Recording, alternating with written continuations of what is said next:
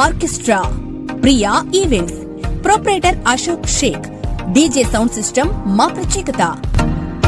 అన్ని రకముల వివాహ శుభకార్యాలకు, బర్త్డే ఫంక్షన్స్, తిరునాళ్లకు ఆర్కెస్ట్రా సప్లై చేయబడును.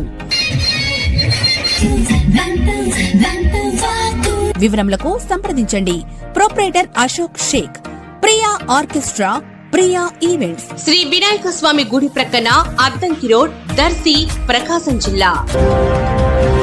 దర్శి పట్టణ మరియు దర్శి మండల తెలుగుదేశం పార్టీ కార్యకర్తల సమావేశం బుధవారం రాత్రి దర్శిలోని ఆర్ఎన్బి బంగ్లా ప్రాంగణంలో దర్శి నియోజకవర్గ TDP incharge doctor Gottipati Lakshmi, doctor Kadiyala Lalitha సాగర్ల అధ్యక్షతన జరిగింది.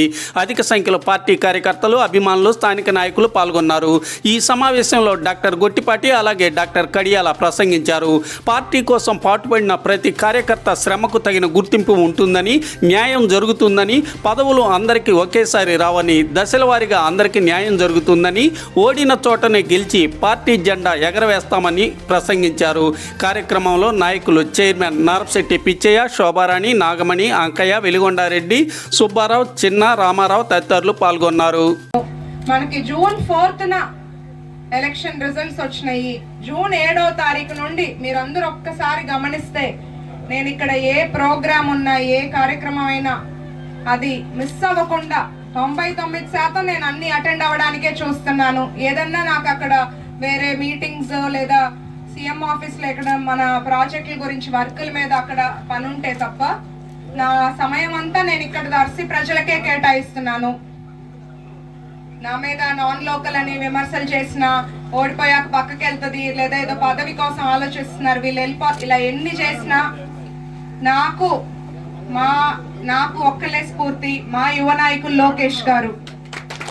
ఆయన ఎట్లా అయితే ఒక కష్టమైన నియోజకవర్గంలో ఆయన ఎక్స్ సీఎం గారి మనవడు, సీఎం గారి కొడుకు, ఆయన తలుచుకుంటే ఎక్కడైనా పోటీ చేయొచ్చు. కానీ ఎట్లయితే ఓడిపోయిన చోట మళ్ళీ అత్యధిక మెజారిటీతో అక్కడ గెలిచారో, కష్టపడి గెలిచారో, 5 ఏళ్ళు ఎంత శ్రమించారో వారిని స్ఫూర్తిగా తీసుకొని, దర్శి నియోజకవర్గమేమి ఆషామాషి నియోజకవర్గం కాదు, రాజకీయాల్లోకి ఏదో వచ్చామా అట్లా అనుకొని మేము రాలేదు.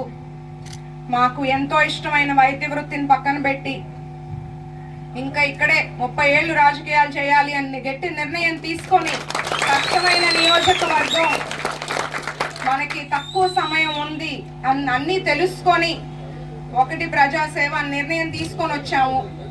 ఇక్కడ మన దర్శి నియోజకవర్గంలో తెలుగుదేశం పార్టీ జెండా ఎగిరేదాకా కష్టపడతాను. మీ అందరి సపోర్ట్ నాకు ఎప్పుడు కావాలి. అట్లాగే నేను మీకు అండగా నిలబడతాను. ఇక్కడ ఒక్క లోపం జరుగుతుంది ప్రతిసారి దర్శి నియోజకవర్గంలో ఏంటంటే క్యాడర్ చాలా స్ట్రాంగ్ గా ఉన్నారు, జనం చాలా బాగా, ప్రజలు పార్టీ కోసం పోరాడుతున్నారు, పనిచేస్తున్నారు. కానీ ప్రతిసారి లీడర్షిప్ మారటం వల్ల ఏమవుతుందంటే గట్టిగా పోరాడిన వాళ్ళ మీద వైసీపీ వాళ్ళు కేసులు పెట్టడం, ఇబ్బంది పెట్టడం, దీనివల్ల కొంచెం 1% మనం వెనక్కి ఇదవుతున్నాము. ఆ 1%తో కూడా నేను ఓడిపోయాను. మనమందరం గట్టిగా నిలబడతాము. నేను మీకు అండగా ఉంటాను. కార్యకర్తల జోరికి ఎవరిని రానివ్వను. అలాగే మీరు కూడా నన్ను ఆదరించండి. మీ ఆశీస్సులు నాకు ఉండాలి. జై టీడీపీ. 10 ఏళ్ళు తెలుగుదేశం మాత్రమే ఉంటుంది, అదే కూటమి ప్రభుత్వం ఉండబోతుంది. ఈసారి మేము కష్టపడి తిరుగుతున్నాం, 10 నెలలుగా చూస్తున్నారు మేము ఎంత అవైలబుల్గా ఉంటున్నాము. దాదాపు ఎన్ని రోజులు, నెలలో కనీసం 25 రోజులు, 26 రోజులు, 27 రోజులు, 90% ఏడే తిరుగుతూ ఉన్నాం. మమ్మల్ని ఇంకొంచెం మేడంని ప్రజల్లోకి తీసుకెళ్ళండి, ప్రజల దగ్గరకు చేరువ చేయండి. మేము చేసే మంచిని మీ ద్వారా మీరు ప్రజల్లోకి తీసుకెళ్తే ఊళ్ళల్లో ఉండే రోజువారీ మీరు